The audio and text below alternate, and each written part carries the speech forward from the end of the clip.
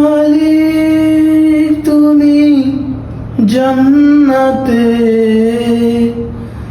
তোমার কাছে আমায় একটি ঘর বানিয়ে দিও, একটি ঘর বানিয়ে দিও। সে বিভীষিকাময় মহাদিনে তোমার প্রতিবেশী করে নিও। মালিক তুমি জান্নাতে, তোমার কাছে আমায় একটি ঘর বানিয়ে দিও, একটি ঘর বানিয়ে